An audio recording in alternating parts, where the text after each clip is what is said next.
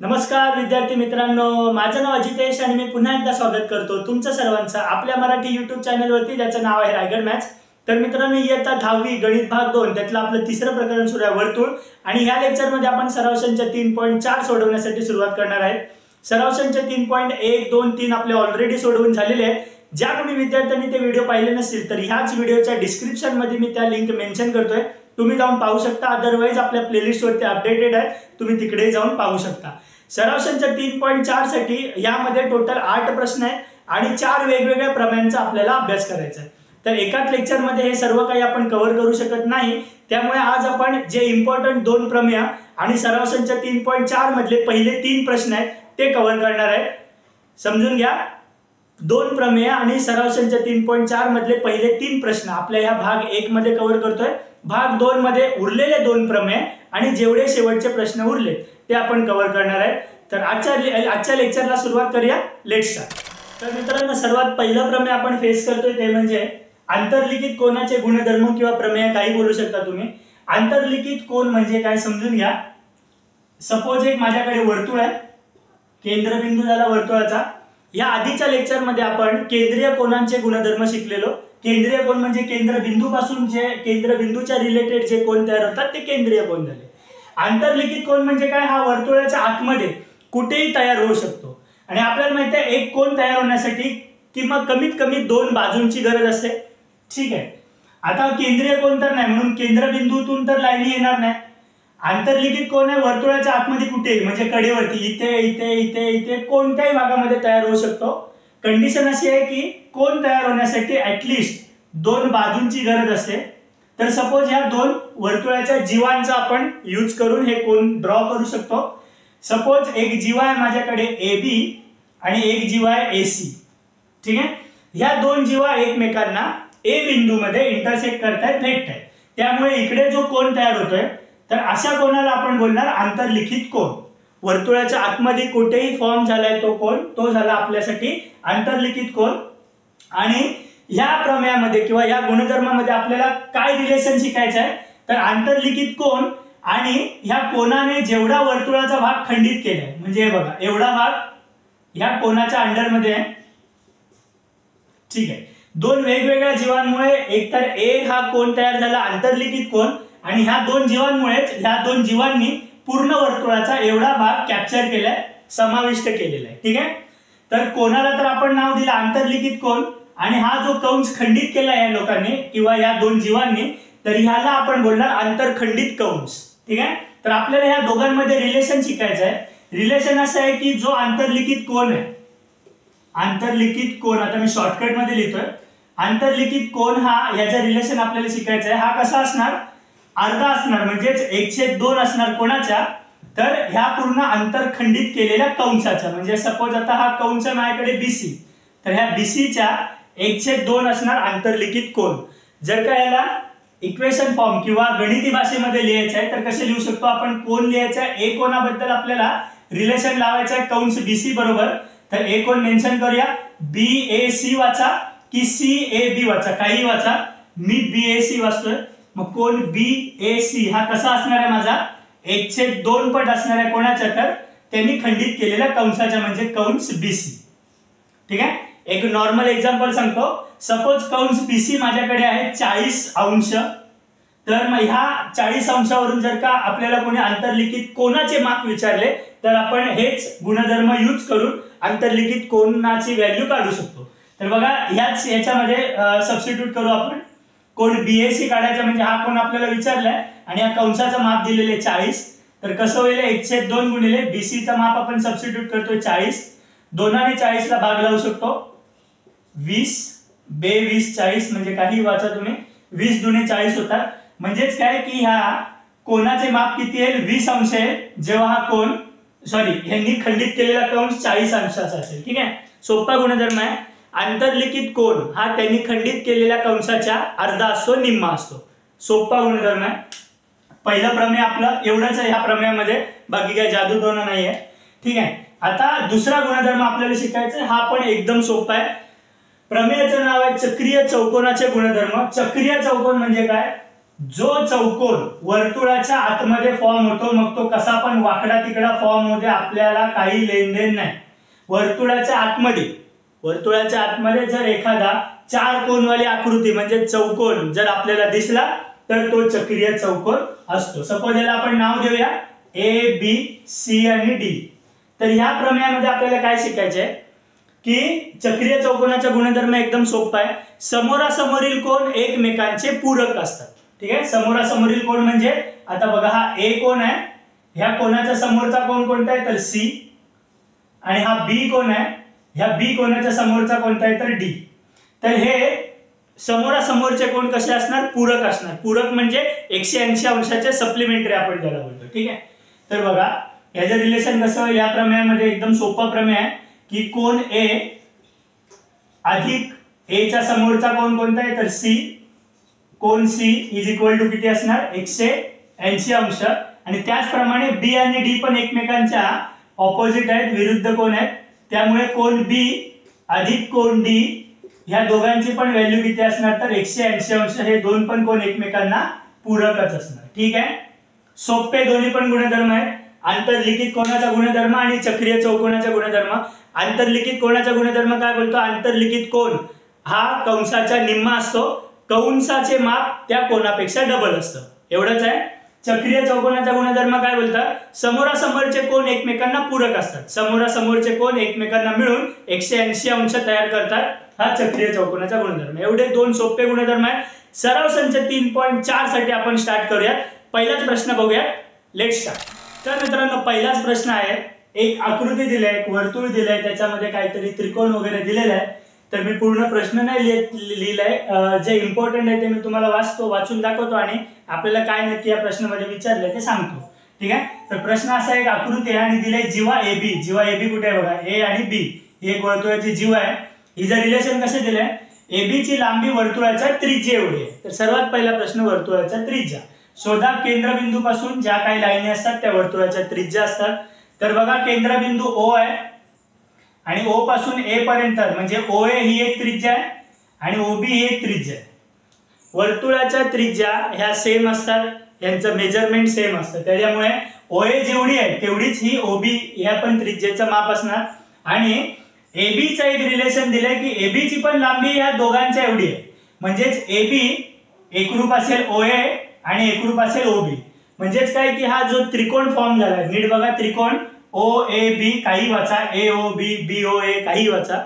हा जो त्रिकोण तयार झाला, हा मधला हा जो त्रिकोण फॉर्म झालाय, हा ह्या त्रिकोणाच्या तिन्ही पण बाजू सारख्या आहेत. एकतर दोन त्रिज्या आहेत त्यामुळे त्या दोन सारख्याच असणार, आणि एक जी बाजू उरलेली ती वर्तुळाची जीवा आहे, आणि वर्तुळाची जीवा आणि त्रिज्या याच्यामध्ये ऑलरेडी रिलेशन दिलेलं की त्या दोन्ही पण सेम आहेत. म्हणजेच ह्या त्रिकोणाच्या तिन्ही पण बाजू सेम आहेत, आणि ज्या त्रिकोणाच्या तिन्ही पण बाजू सारख्या असतात अशा त्रिकोणाला आपण समभुज त्रिकोण बोलतो. आणि समभुज त्रिकोणाचा आणखी एक नियम आपण इयत्ता 6वी 7वी पासून शिकतो वाटते. समभुज त्रिकोणाचे तिन्ही पण कोन हे 60 अंशाचे असतात. ठीक आहे, त्याच्यामुळे हा O कोन 60 अंशाचा, A कोन 60 अंशाचा, B पण कोन 60 अंशाचा. तर आपल्याला विचारलंय का ह्या सगळ्या इन्फॉर्मेशन वरून आपल्याला कोन AOB चं माप विचारलंय. AOB म्हणजे हा 60 अंशाचा असणार 100%. आताच मी जेवढी चर्चा केली, बडबड केली, ह्याच्यातून हेच उत्तर निघालं की कोन AOB हा 60 अंशाचा आहे. ठीक आहे, त्याच्यानंतर कोन ACB. ठीक आहे, ह्याचा C कोन आपल्याला काढायचा आहे. त्यानंतर कंस AB काढायचा आहे, आणि कंस ACB. ACB बोलतो हा पूर्ण हा जो मोठा कंस दिसतोय, म्हणजे AB सोडून जेवढा पण वर्तुळाचा भाग आहे तो झाला ACB. सांगतो कोणतं रिलेशन कुठे यूज करायचं आहे. ह्याच्या आधीच्या लेक्चरमध्ये आपण केंद्रीय कोनाचं रिलेशन शिकलो, थोडंफार ते आपल्याला इकडे यूज करायला लागणार आहे. कंस AB काढण्यासाठी, कंस ACB काढण्यासाठी इम्पॉर्टंट आहे पहिला केंद्रीय कोनाचा गुणधर्म वापरणं. पण सर्वात आधी आपल्याला इकडे यांना सिद्ध करून दाखवायचं आहे की हा जो त्रिकोण फॉर्म झालाय वर्तुळाच्या आतमध्ये हा समभुज त्रिकोण आहे. सगळ्यात पहिला तर आपण AOB काढून घेऊ. ठीक आहे, बघा आता उत्तराला सुरुवात करतोय आपण. काय लिहू शकतो आपण की OA आणि OB या पहिला तर एकरूप दाखवून घेऊ. हा ठीक आहे, पहिला तर लिहू की OA एकरूप किंवा बाजू OA लिहा, बाजू OA एकरूप बाजू ओबी. ह्याला कारण लिहा, एकाच वर्तुळाच्या त्रिज्या. पूर्ण भाषेत मी नाही लिहित आहे, शॉर्टकट मध्ये लिहितोय, तुम्ही समजून घ्या, पूर्ण वाक्यात तुम्ही लिहा. ठीक आहे. बाजू ओए ओबी ला एकरूप आहे कारण की त्या एकाच वर्तुळाच्या त्रिज्या आहे. आणि एबी ची पण आपल्याला काही ना काहीतरी रिलेशन दिलंय की जीवा एबी ही कशी दिली आहे की जीवा एबी ची लांबी वर्तुळाच्या त्रिज्या एवढी आहे. म्हणजे एबी एकरूप असेल कोणाला तर त्रिज्या, आता त्रिज्या दोन आहेत, ओए आणि ओबी. तर लिहा एबी एकरूप असेल ओए ला, बाजू ओए, ऍज वेल ऍज ती एकरूप असेल कोणाला तर बाजू ओबी ला. कारण की ह्याचं कारण लिहायचं आपण पक्ष, कारण की ऑलरेडी पक्षामध्ये दिलंय की जीवा आणि वर्तुळाची त्रिज्या या दोन्ही पण सेम. ठीक आहे. तर हे पक्ष आपल्या समोर. त्यामुळे हा जो त्रिकोण फॉर्म झालाय ह्या त्रिकोणामध्ये, म्हणून आपण लिहू शकतो की त्रिकोण ओ ए बी मध्ये ह्या तिन्ही पण बाजू सेम आहेत. म्हणजेच काय की बाजू ए बी एकरूप बाजू ओए एकरूप बाजू ओबी. ठीक आहे. हे आपण कारण लिहू शकतो. आणि ज्या त्रिकोणाच्या तिन्ही पण बाजू एकमेकांना एकरूप असतात म्हणजेच की हा समभुज त्रिकोण आहे. म्हणून त्रिकोण ओ ए बी हा कसा आहे तर समभुज त्रिकोण आहे. समभुज त्रिकोण आहे. आणि याच्यावरून आपल्याला डायरेक्ट आता एओबी काढू शकतो. समभुज त्रिकोणाचे तिन्ही पण कोन 60-60 अंशाचे असतात. म्हणून आपण लिहू शकतो की डायरेक्टली की कोन पहिलं वाला आपलं उत्तर निघालं. कोन ए ओ बी म्हणजे हा ओ पण 60 अंशाचा, ए पण आणि बी पण. त्यातला फक्त आपल्याला ओ विचारलं तर आपण एकच लिहू. ठीक आहे. कोन ए ओ बी हा किती असणार आहे इज इक्वल टू 60 अंश. ह्याला कारण लिहा समभुज त्रिकोणाचा कोन.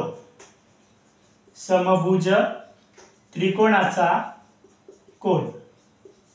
तुम्ही हे असे त्रिकोण नका काढू, त्रिकोण हा शब्द पूर्ण लिहा. मला तर तुम्हाला फक्त एक्सप्लेन करायचं आहे. जे इम्पॉर्टंट कीवर्ड आहे मी तुम्हाला सांगणार आहे. प्रॅक्टिस तर तुम्हालाच करायची आणि पूर्ण हक्केत लिहित जा. मी हे शॉर्टकट मध्ये लिहितो पण तुम्ही असं नका करू. एओबी म्हणजे पहिला प्रश्न आपला सुटलाय, एओबी आला 60 अंशाचा. दुसरं काय विचारलं आता बघा, डायरेक्ट आपण एसीबी काढू नाही शकत.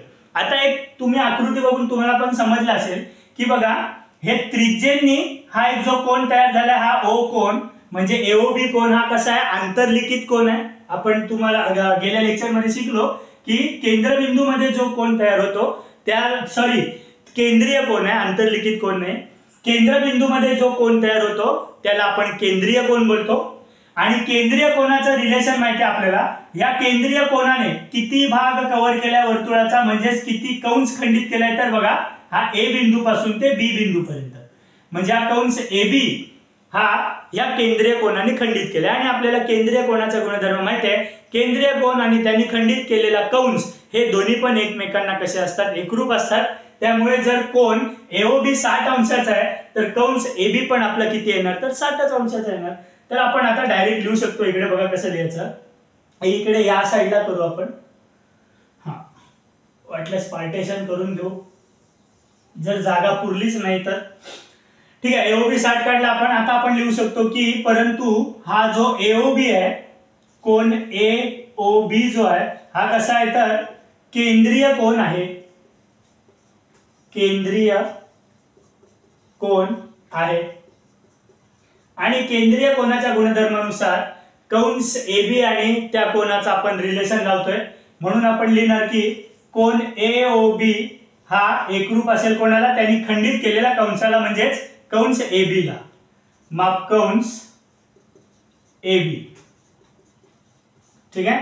आणि एओबी 60 अंशाचा आहे म्हणून माप कंस एबी पण किती येणार तर 60 अंश. म्हणून माप कंस एबी बरोबर किती तर 60 अंश.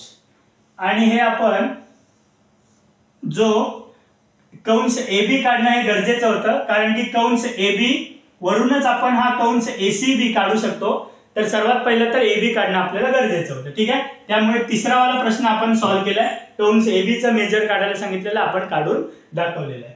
ठीक आहे. आता बघा एक साम्य आहे या आकृतीमध्ये की केंद्रीय कोनाने खंडित केलेला कंस आणि आंतरलिखित कोन, आता हा ACB हा कसा आहे, आंतरलिखित कोन आहे.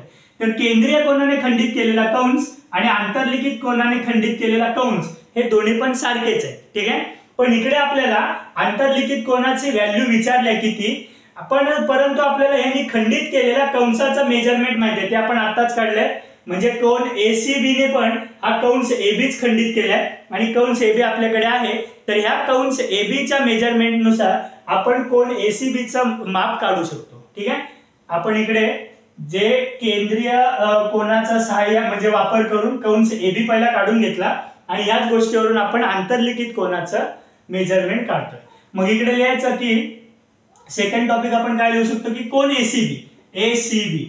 कोन ACB काय बाबा, कोन ACB हा आंतरलिखित कोन आहे. आंतरलिखित कोन आहे आणि आपण आजच या आंतरलिखित कोनाचा गुणधर्म शिकलो की आंतरलिखित कोन त्यांनी खंडित केलेल्या कंसाच्या निम्मा म्हणजे अर्धा असतो. म्हणून आपण लिहू शकतो डायरेक्ट आंतरलिखित कोनाचा गुणधर्म की कोन ACB हा कसा असेल तर 1/2 पट असेल कोणाच्या, मापकंस AB चा.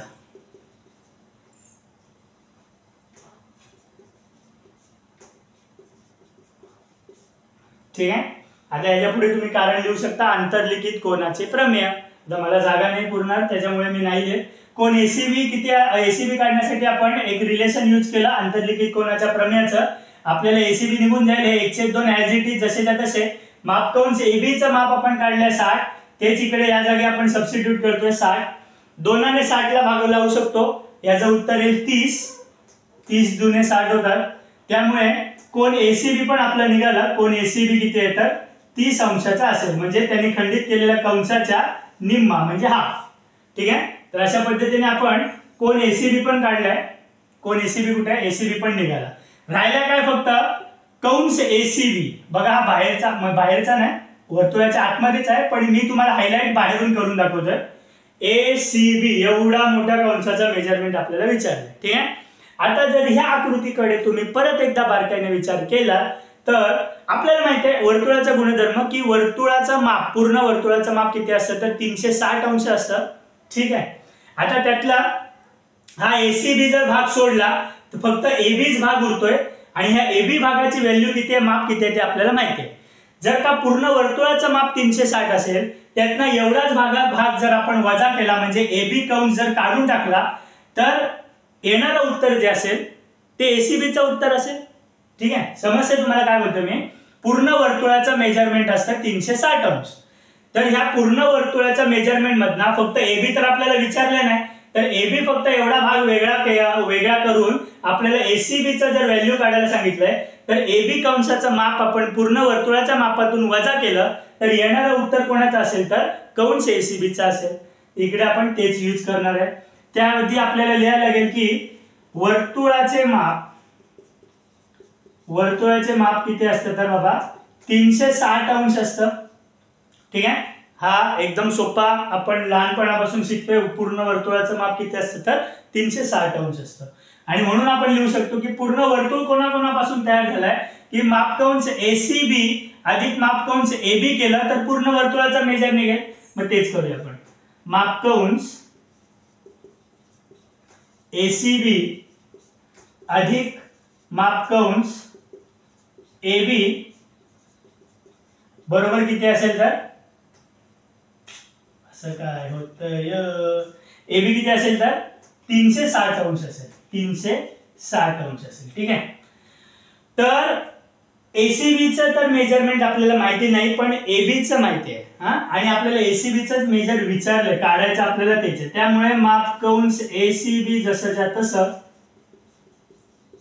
अधिक मापकंस AB आपल्याला माहिती आहे, तो आपण काढून झालोय 60 अंश आहे इज इक्वल टू 360. हे आता समीकरण तयार झालं. ठीक आहे. फक्त ACB ची व्हॅल्यू आपल्याला काढायची आहे. तर हे 60 आहेत, मी ते बरोबरच्या त्या साईडला आपण त्यांना पाठवू शकतो. इकडे ते धनमध्ये तिकडे जाऊन वजा होतील आणि 360 ला वजाबाकीमध्ये जातील. म्हणून काय मापकंस ACB बरोबर हे 360 जसेच्या तसे, हे 60 इकडे आले वजा, 360 मधून 60 गेले किती राहिले तर फक्त 300. मग मापकंस एसीबी चा डायरेक्ट व्हॅल्यू भेटली आपल्याला किती आले तर 300 डिग्री 300 अंश. मापकंस एसीबी कसा असेल तर 300 अंश. तर एवढा सोपा प्रश्न होता. हे हा शेवटचा प्रश्न होता. यापुढे आपल्याला काय विचारलं नाही. ठीक आहे, जर विचारलं असतं तरी आपण काढून दाखवलं असतं. कारण की काय नाही यार, एकमेकांशी रिलेशन यूज करायचे. केंद्रीय कोन, आंतरलिखित कोन. ठीक आहे, हे तर आपण आंतरलिखित कोन आजच शिकलोय, केंद्रीय कोन काल शिकून झालेलं आहे. त्यामुळे एवढा काही कठीण प्रश्न नव्हता, सोपा प्रश्न होता. जर कोणाला स्क्रीनशॉट पाहिजे असेल तर काढून घेऊ शकता. ठीक आहे, आपण आता प्रश्न क्रमांक 2 बघूया. तर मित्रांनो प्रश्न क्रमांक 2 आहे. पर पुन्हा एकदा एक आकृती दिली आणि त्याच्यामध्ये एक चौकोन दिलाय. गिवन इन्फॉर्मेशन दिले की चौकोन PQRS हा कसा आहे, चक्रीय चौकोन आहे, ऑलरेडी आपल्याला दिलेला आहे. अजून काय दिले की बाजू PQ, कुठे बाजू PQ, ही PQ एकरूप बाजू दिले RQ, म्हणजे ही RQ ला एकरूप आहे. ठीक आहे, कोन PSR 110 दिलाय. PSR हा वाला कोन किती दिलाय तर 110 अंश.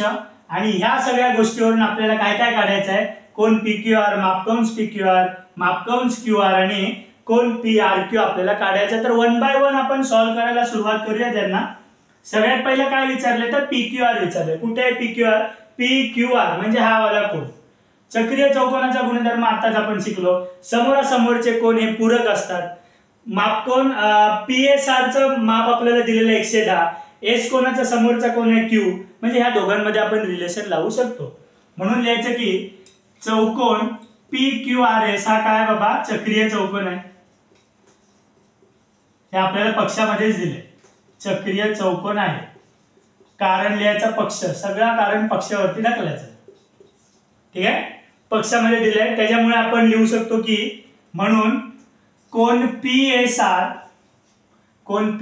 हा वाला कोन एकरूप आणि ह्याच्या समोरचा कोन कोणता, कोन PQR. ह्या दोघांची जर बेरीज केली तर किती येणार ते 180 अंश. हा चक्रीय चौकोनाचा गुणधर्म आहे. कोन PSR अधिक कोन PQR बरोबर किती असणार आहे तर 180 अंश. याला कारण लिहा चक्रीय चौकोनाचे प्रमेय. ठीक आहे, चक्रीय चौकोनाचे प्रमेय आहे. कोन PSR ची व्हॅल्यू दिली आपल्याला ते म्हणजे 110 अंश. मग 110 जसेच्या तसे. कोन PQR आपल्याला माहिती नाही, इज इक्वल टू 180 जसेच्या तसे. कोन PQR काढायचा तर या 110 ला या साईडला टाकायला लागेल. मग कोन PQR बरोबर हे 180 जसेच्या तसे. 110 इकडे प्लस मध्ये होते, इकडे येऊन काय झाले तर मायनस झाले, मायनस 110. 180 मधून 110 गेले, राहिले किती तर 70. म्हणून कोन PQR बरोबर किती आलं तर 70 अंशाचा आलं. एकदम सोपं, पहिला प्रश्न सॉल्व्ह झाला. तर आता याच्यानंतर आपल्याला काय विचारले की मापकंस PQR विचारले. PQR हा वाला कंस विचारलाय पूर्ण. तर आता हा कंस काढण्याचा प्रयत्न करूया. तर इकडे बघा कोन PSR च माप आपल्याला माहिती आहे 110 अंश. आणि हा PSR हा एक आंतरलिखित कोन आहे. आणि ह्या कोनाच्या दोन्ही बाजूनी म्हणजेच ही बाजू SR आणि ही बाजू PS, ह्या दोन बाजूंनी हा पूर्ण कंस खंडित केलाय, तो म्हणजे PQR.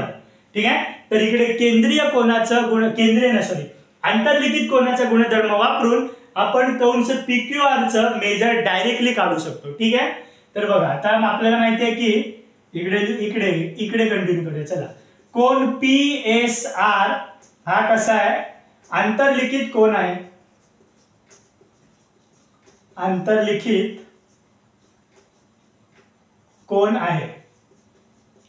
ठीक आहे, आणि आंतरलिखित कोनाचा गुणधर्म आपल्याला माहिती आहे. आंतरलिखित कोन हा कसा असतो, आंतरलिखित कोन हा 1/2 पट असतो कोणाच्या, त्याने खंडित केलेल्या कंसाच्या, म्हणजे मापकंस PQR च्या. ठीक आहे, आता यामध्ये PQR चा मेजर आपल्याला माहिती नाही, पण कोन PSR माहिती आहे आपल्याला. PSR ऑलरेडी दिलेलं आहे, इकडे कुठे दिलं 110 अंश. ठीक आहे, म्हणून आपण लिहू शकतो की इकडे डायरेक्ट आता व्हॅल्यू सबस्टिट्यूट करतोय. PSR च्या जागी त्याचा वाला माप टाकतोय, ते म्हणजे 110 अंश इज इक्वल टू 1/2 जसेच्या तसे गुणिले मापकंस PQR पण जसेच्या तसं. ठीक आहे, आता हे दोन इकडे काहीच कामाचे नाही, पण ह्या दोनला जर का मी बरोबरच्या या साईडला पाठवलं तर ह्याचा नियम बदलतो. हे इकडे भागाकार मध्ये, तिकडे जाऊन गुणाकार मध्ये जातील. मग 110 गुणिले 2 होतील, इज इक्वल टू, आता 1 गुणिले मापकंस, एकाने कोणाला पण गुणलं तर उत्तर सेम तोच नंबर येतो ज्याने 1 ला गुणलंय. तर इकडे मी डायरेक्टली आता मापकंस PQR लिहितोय. ठीक आहे. 110 गुणिले 2 किती होतात? 220. मापकंस PQR किती आला आपल्याकडे? 220 अंश. म्हणून आपण लिहू शकतो की मापकंस PQR बरोबर 220 अंश. ठीक आहे. PQR निघाला आपला. थर्ड वाला काय विचारलंय? मापकंस QR कुठे आहे? Q पासून R पर्यंत एवढा वाला मापकंस विचारले. पूर्ण PQR आपल्याला माहिती आहे आणि ह्याच्यावरनं हा पूर्ण PQR आता आपण काढला किती आहे तर 220 आहे. 220 आणि आपल्याला QR विचारले. ठीक आहे. तर हे काढण्यासाठी आपल्याला एक पक्षामध्ये रिलेशन दिलंय बघा इकडे. बाजू PQ एकरूप बाजू RQ. बाजू PQ एकरूप बाजू RQ. हे रिलेशन खूप महत्वाचं आहे. त्याशिवाय आपल्याला हे जर समजलं नाही तर आपण मापकंस QR काढू शकत नाही. ठीक आहे. आता चक्रीय चौकोन विकोन साईडला काढा. चक्रीय चौकोनाच्याच बाजू येतात PQ आणि QR. पण आता याला चक्रीय चौकोन न विचार करता फक्त हे वाला रिलेशन लक्षात घ्या. बाजू PQ आणि बाजू RQ हे दोन्ही पण एकमेकांना एकरूप आहेत आणि ह्या ज्या बाजू आहेत PQ आणि RQ ह्या वर्तुळाच्या जीवा आहेत. ठीक आहे. त्याच्यामुळे ह्या जीवा जर एकमेकांना एकरूप असतील तर ह्यांनी खंडित केलेले कंस पण कसे असतात? एकमेकांना एकरूप असतात. ह्या कालच्याच लेक्चरमध्ये आपण एकरूप जीवांचे संगत कंस एकरूप असतात हा गुणधर्म आपण शिकलोय. तोच इकडे यूज करूया. ठीक आहे. मग बघा कसं लिहू शकतो आपण की आपल्याला माहिती आहे की बाजू PQ एकरूप आहे कोणाला तर बाजू RQ किंवा QR ला, कारण की आपल्याला पक्षामध्ये दिले. ठीक आहे. आणि जर का ह्या दोन बाजू एकरूप असतील तर ह्या दोन जीवा आहेत वर्तुळाच्या, ह्या दोन जीवा आहेत आणि ह्या दोन जीवा एकरूप असतील तर ह्यांनी खंडित केलेले कंस पण कसे असतात? एकरूप असतात. म्हणून आपण लिहू शकतो की एकरूप जीवांचे संगत कंस कसे असतात? एकरूप असतात. संगत कंस पण कसे असतात? एकरूप. ठीक आहे. म्हणून आपण आता ह्या बघा ह्या PQ जीवेने कोणता कंस खंडित केलाय? हा कंस PQ. आणि ह्या QR जीवेने कोणता कंस खंडित केलाय? कंस QR.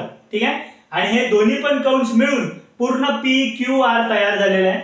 त्यामुळे आपण लिहू शकतो की कंस PQ हा पण एकरूप असेल कोणाला तर कंस RQ किंवा QR ला. ठीक आहे. हे इम्पॉर्टंट आहे. आता जर का हे दोन्ही पण एकमेकांना एकरूप आहेत म्हणजे याचा अर्थ काय होतो? जर हा 20 असेल तर हा पण 20, हा 50 असेल तर हा पण 50. ठीक आहे. जर का आपण याला x मानला, QR ला x मानला तर ह्याच्या बरोबर PQ पण काय होईल? xच होईल. ठीक आहे. मग आपण x मानूया. का मानूया? कारण की आपल्याला पूर्ण मोठ्या कंसाचं माप माहिती आहे आणि त्याच्यावरून अर्ध्या कंसाचं माप काढायचं, तर हे रिलेशन आपल्याला लावणं गरजेचं आहे. जर का आपण x मानलं तरच आपण ह्या कंसाचा अर्धे म्हणजे हे दोन्ही पण कंस एकमेकांना एकरूप आहेत म्हणजे 220 हे लोक अर्धे व्यापलेले. ठीक आहे. बोलण्यावर नसेल समजलं, मी पण काय बोललो मला पण नाही समजलं. पण आता बघा मी काय करतोय की हे रिलेशन लावणं खूप गरजेचं आहे. म्हणून कंस PQ बरोबर कंस QR बरोबर आपण काय मानू? x मानू. ठीक आहे. आणि पूर्ण PQR कशापासून बनलाय? मापकंस PQ अधिक मापकंस QR यांच्या बेरजेपासूनच पूर्ण PQR बनलेला आहे. तर बघा हे रिलेशन कसं होईल हे पण खूप महत्वाचं आहे. ठीक आहे. लिहू शकतो आपण की आपण मापकंस PQ अधिक मापकंस काय तर QR हे दोन्ही मिळून काय तयार झालंय? मापकंस PQR पूर्ण तयार झालाय. ठीक आहे.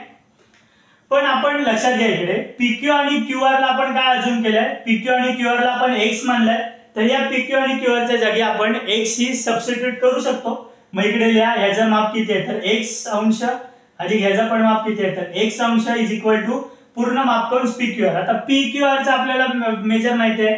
PQR आपण इकडे काढले बघा 220 तर करा इकडे सबस्टिट्यूट त्याला 220 अंश. ठीक आहे. x अधिक x मिळून काय होणार? 2x is equal to 220. जर का आपल्याला फक्त x ची व्हॅल्यू काढायची आहे तर हे दोन इकडे मल्टिपल आहेत, हे बरोबरच्या या साईडला येऊन डिवाइड होतील. मग x = 220 भागिले 2 किती आलं तर इकडे 110 आहे. म्हणून x = काय आलं तर 110 अंश. ठीक आहे, x ची व्हॅल्यू किती आली तर 110 अंश. ठीक आहे, आता x आपण काय मानलंय? x आपण मानलंय कंस PQ आणि कंस QR ला. एक मिनिट मी याच्यामध्ये पटकन शाई टाकून आलो. हा, तर x ची व्हॅल्यू आहे 110 आणि x हे कोणाला मानलंय आपण? कंस PQ आणि QR ला आपण x मानलंय. म्हणजेच काय की हा कंस PQ पण 110 अंशाचा होईल आणि कंस QR पण किती होईल? 110 अंशाचा होईल. पण आपल्याला विचारले काय? फक्त मापकंस QR विचारलेले. ठीक आहे, तर मापकंस QR आपण डायरेक्ट लिहू शकतो. मापकंस QR म्हणजेच x = किती येईल तर 110 अंश आहे. याला पण हायलाइट करून ठेवा. मापकंस QR किती आला आपल्याला? 110 अंश आलाय.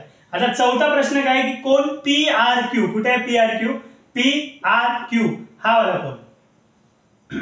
ठीक आहे, ह्या वाला कोणाचा मेजरमेंट आपल्याला विचारलंय. ठीक आहे, तर आपल्याला आताच आपल्याला माहिती आहे की हा जो कोण आहे बघा, हा PRQ जो आहे ना, यांनी हा वाला कंस खंडित केलाय, तो म्हणजे PQ. आणि आपण PQ वाटल्यास इकडे आधीच दाखवून ठेवा.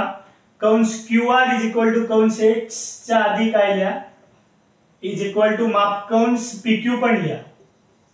मापकंस PQ बरोबर मापकंस म्हणजे x = किती आले तर 110 अंश. म्हणजेच काय की मापकंस QR पण 110 आहे, PQ पण 110 आहे. कारण की या दोघांना पण आपण काय मानलंय तर x मानलंय. त्याच्यामुळे PQ पण आपला किती आला तर 110 अंश आला, हा वाला PQ. आणि जर का ह्या कोणाचा विचार केला तर हा एक आंतरलिखित कोण आहे आणि ह्या कोणाने कोणता कंस खंडित केलाय तर हा PQ वाला कंस खंडित केलेला आहे. पण या PQ ची किंमत आपल्याला माहिती आहे 110. तर ह्या कंसावरून आपण ह्या कोण R किती आहे तो इझिली काढू शकतो. मग आता इकडे आपण लिहायचंय की कोण PRQ हा काय आंतरलिखित कोण आहे? आंतरलिखित कोण आहे. ठीक आहे, आणि आंतरलिखित कोणाचं रिलेशन आपल्याला माहिती आहे, त्याने खंडित केलेल्या कंसाचा निम्मा असतो. म्हणून आपण डायरेक्ट लिहू शकतो की PRQ = 1/2 गुणिले पूर्ण कंस काय PQ, कंस PQ. ठीक आहे, तर PRQ कसं होईल 1/2 जसं आहे तसं. कंस PQ किती आता आपण काढलं की 110 अंश. याने भागा 2 आणि 110 ला भागलं तर तुम्हाला 55 भेटेल. म्हणून कोण PRQ बरोबर किती आला तर 55 अंश आला. ठीक आहे, तर हे जेवढं कठीण वाटत होतं तेवढं कठीण नव्हतं हे गणित. एकमेकांशी एक आपण रिलेशन लावत गेलो आणि आपलं इझिली एक एक उत्तर समोर येत गेलं आपल्या. कोणाला स्क्रीनशॉट पाहिजे असेल तर काढून घेऊ शकता. कदाचित इकडे थोडीशी तुम्हाला गिचमीट झाल्यासारखी वाटेल, पण व्हिडिओ पुन्हा रिवाइंड करा, पुन्हा बघा, नक्कीच तुम्हाला समजेल की इकडे माझी थोडीशी गिचमीट होते अशी लास्टला. कारण की माझी घाणेरडी सवय, मी स्टार्टिंगला स्पेस जास्त सोडतो आणि एंडिंगला थोडासा कंजूसपणा दाखवतो. तर आय होप तुम्ही समजले असाल. नेक्स्ट क्वेश्चन बघूया. तर मित्रांनो, आजच्या या लेक्चरचा शेवटचा प्रश्न आहे, प्रश्न क्रमांक 3.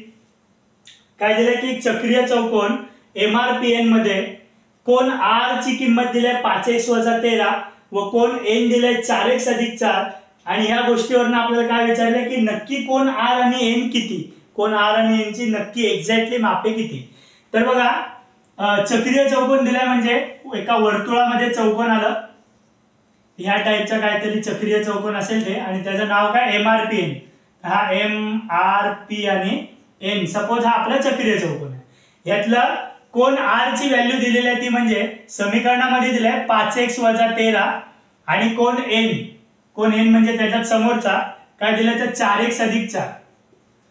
आणि जर का हे असं समीकरणाद्वारे आपल्याला किंमत दिलेली असेल आणि आपल्याला ऍक्च्युअल किंमत काढायची तरी पण आपण काढू शकतो. घाबरण्याचं काय गरज नाही. आपल्याला चक्रीय चौकोनाचा गुणधर्म माहिती आहे की समोरासमोरचे कोण कसे असतात तर एकमेकांना पूरक असतात. ठीक आहे, तोच गुणधर्म इकडे वापरायचा आपल्याला. लिहू शकतो की आपण चौकोन MRPN हा कसा आहे तर चक्रीय चौकोन आहे.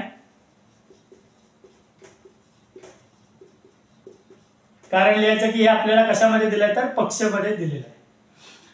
तर चक्रीय चौकोनाच्या गुणधर्मानुसार काय लिहू शकतो की आपण कोन आर अधिक कोन एन हे दोघं मिळून कसे असणार तर 180 अंश असणार. आता तुम्ही कोन एम आर पी पण लिहू शकता आणि हे एन लिहिण्यासाठी कोन एम एन पी पण लिहू शकता, पण मी शॉर्टकट पद्धतीचा वापर करतोय, तुम्हाला हे पूर्ण लिहिणं गरजेचं आहे. ठीक आहे. तर कोन आर आणि कोन एन ची मिळून 180 होणार, कारण की इकडे कारण लिहायचं चक्रीय चौकोनाचे प्रमेय. चक्रीय चौकोनाचे प्रमेय. ठीक आहे.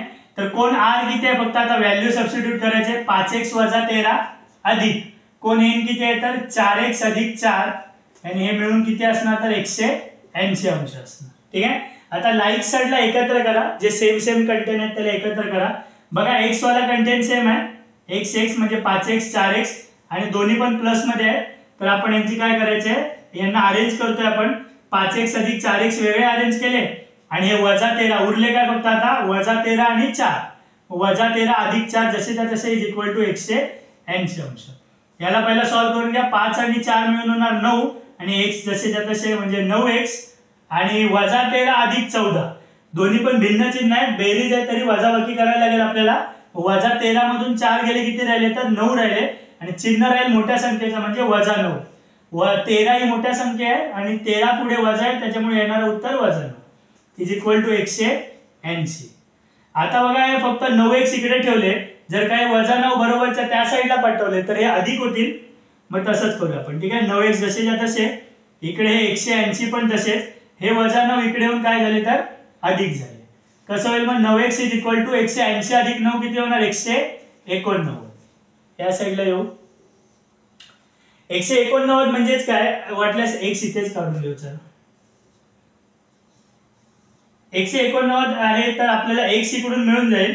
हे 9 इकडे मल्टिपल आहेत, या साईडला येऊन डिवाइड होतील, त्याच्यामुळे हे x जसेच्या तसे इकडे समीकरण झालं आता 189 भागिले 9, कारण का हे 9 याच्यासोबत गुणत होते, बरोबरच्या त्या साईडला जाऊन भागायला गेले. आता 9 नी 189 ला भाग जातो पूर्ण. बघा 9 दुने 18 होतात आणि 9 एके 9 म्हणजेच काय की x इज इक्वल टू किती आलं तर 21. अरे उत्तर आलंय का आपलं नाही आलं. ठीक आहे. कारण की समोरचा जो कंटेंट आपल्याला दिलेला तो x फॉर्मॅट मध्ये दिलेला, म्हणून पहिला आपण x फाइंड आउट केला. आता आपण x ची किंमत या दोन्ही पण याच्यामध्ये सबस्टिट्यूट करून आपण एक्झॅक्टली कोन r किती आहे आणि कोन n किती आहे काढणार आहे. ठीक आहे. म्हणून लिहायचं की x बरोबर 21 ही किंमत काय करतोय आपण सबस्टिट्यूट करतोय. ही किंमत कोन r व कोन n मध्ये ठेवू. ठीक आहे. मग कोन r किती आहे, कोन r आहे 5x - 13. याला पहिला सॉल्व्ह करून घेऊ. 5 x ची किंमत किती आहे 21 आणि हे -13 तसेच. ठीक आहे. 21 ने 5 ला गुणून घ्या. 21 5 105 होतात -13. 105 मधून 13 गेले, 105 मधून 5 ना 3 गेले, 2 राहिले, 10 ना 1 गेला 9 म्हणजे 92 अंश. कोन r किती आला तर 92 अंश. ठीक आहे. त्याच पद्धतीने कोन n पण x फॉर्मॅट मध्ये आहे, तर याला पण तसंच करून घेऊ. कोन n इज इक्वल टू किती आहे, कोन n चं समीकरण 5x अधिक 4 आहे. हे 4 तसेच x च्या जागी काय येणार, x ची किंमत 21 अधिक 4. ठीक आहे. आता हे 21 चौक 84 होतात. 21 चौक 84 अधिक 4. 84 आणि 4 मिळून जी किंमत येईल ती किती असेल n ची, कोन n ची. 84 आणि 4 किती होतात 88. आणि जर का तुम्ही 92 आणि 88 यांची बेरीज केली तर या दोघांचं मिळून उत्तर 180 अंश आहे. म्हणजेच काय की हे दोन्ही पण कोन एकमेकांना पूरक आहेत आणि म्हणून हा चक्रीय चौकोन आहे. ठीक आहे. आता ते ऑलरेडी दिलेलं होतं आपल्याला चक्रीय चौकोन. कधी कधी असे प्रश्न आपल्या समोर फेस येतील की चक्रीय चौकोन आहे प्रूफ करून दाखवा, तर आपल्याला त्याचा व्यत्यासाचा प्रमेय यूज करायला लागतो. आपल्याला तर माहिती आहे की एखाद्याच्या प्रमेयाचा जे काही उलट आपल्याला विचारले तर तो त्या प्रमेयाचा व्यत्यास असतो. सध्या नका लक्षात घेऊ, मला वाटतं संकीर्ण प्रश्नसंग्रह जेव्हा आपण सोडवायला घेऊ तेव्हा याच्यामध्ये आपल्याला व्यत्यास वगैरे असे 1-2 प्रश्न येऊ शकतात. परीक्षेच्या दृष्टिकोनातून पण हे प्रश्न महत्त्वाचे असतात. तर जेव्हा टाइम येईल तेव्हा आपण डिटेलमध्ये या प्रश्नांचा अभ्यास करूयात. आजच्यासाठी एवढंच. आय होप तुम्हाला समजलं असेल. ज्याला कोणाला स्क्रीनशॉट पाहिजे असेल तर काढून घेऊ शकता. आणि आजचा लेक्चर आपण इकडेच थांबूयात. 3 प्रश्न आपले कव्हर केलेले आहेत या लेक्चरमध्ये आपण, आणि जे इम्पॉर्टंट 2 प्रमेय होते ते पण आपण या लेक्चरमध्ये कव्हर केलेत. ह्या पुढचा जो लेक्चर येईल उद्या किंवा परवा याच्यामध्ये आपण उरलेले 2 प्रमेय आणि जे काही सराव संचामधले प्रश्न उरले ते कव्हर करण्याचा प्रयत्न करूयात. आजच्यासाठी एवढंच. Good bye. Have a nice day.